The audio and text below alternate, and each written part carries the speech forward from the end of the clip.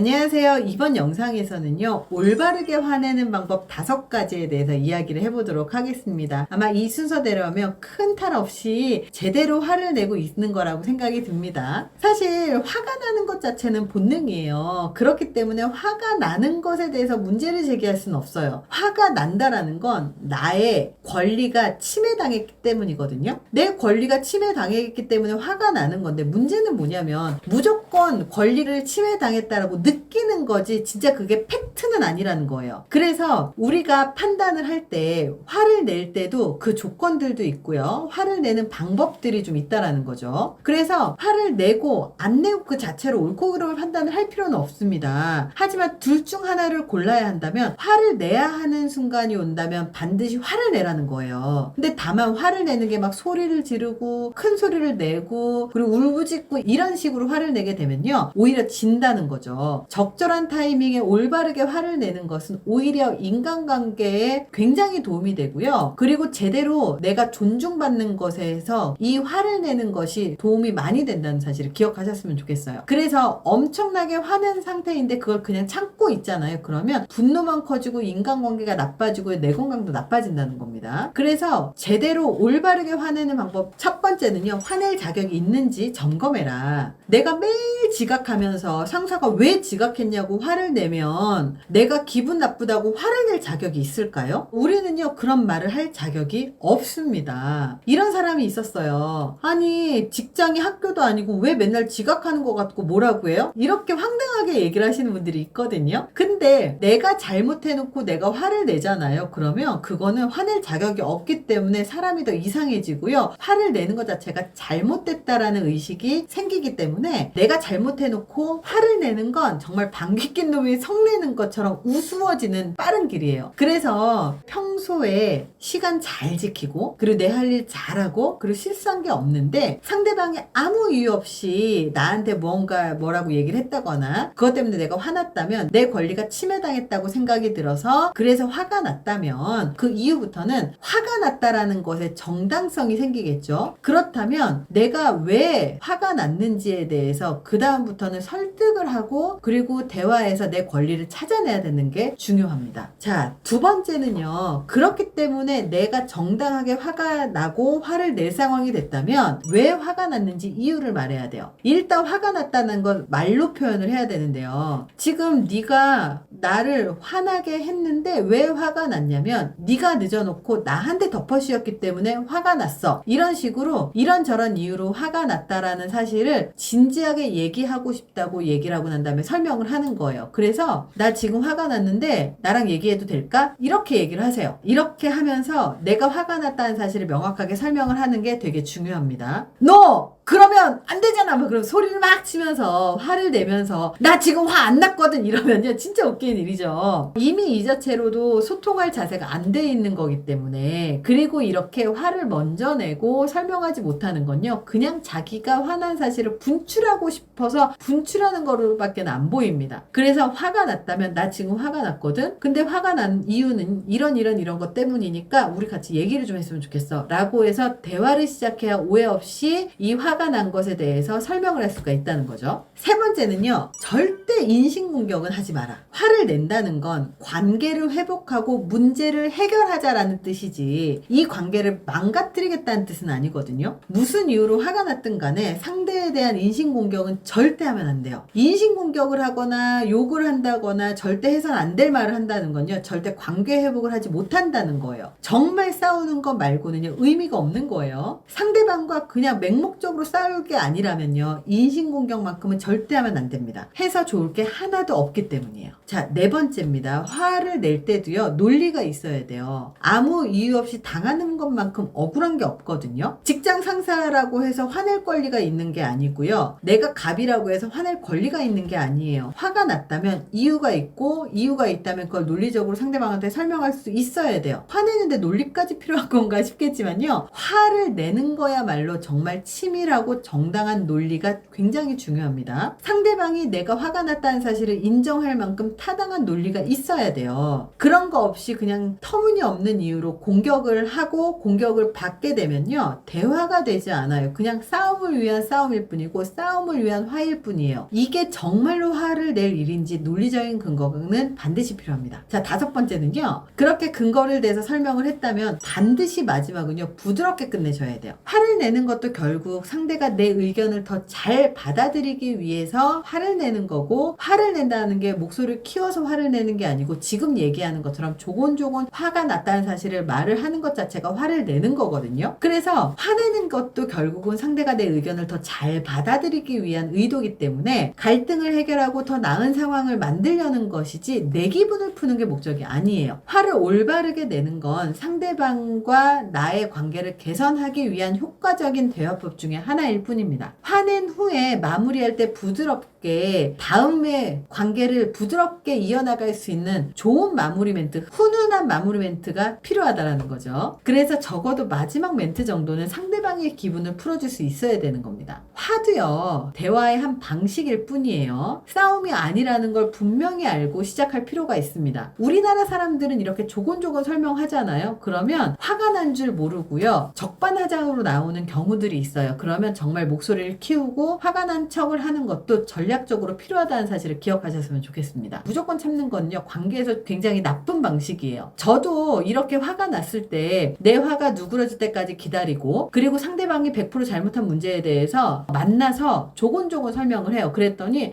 나는 그러려고 그런 게 아니야, 네가 잘못한 거야, 네가 잘못 안 거야, 오해한 거야, 막 이렇게 하길래 전략적으로 화를 내는 그 목소리를 키우고, 그리고 화를 내는 듯한 제스처를 했더니 미안해, 네가 그 정도까지 화난지 몰라서, 이렇게 대응을 하더라고요. 우리나라 사람들은요, 정말 화를 화처럼 내지 않으면 받아들이지 못하고 그리고 인식하지 못하는 경향성도 있지만요, 조곤조곤 이야기를 하다가 말을 이해를 못할 때는 좀 목소리도 키웠다가, 그리고 미안하다고 사과를 하면 목소리를 죽이고 또 조곤조곤 얘기를 하고 훈훈하게 끝내는 이런 방식들이 필요하다는 거죠. 그래서 화내는데 이런 데까지 신경을 써야 되나 스트레스를 받기도 하겠지만요, 이것도 우리 커뮤니케이션의 방식 중에 하나고 반드시 우리가 익혀나가야 되는 방법 중에 하나라는 사실을 기억하셨으면 좋겠습니다. 이번 영상이 도움이 되셨길 바랍니다. 감사합니다.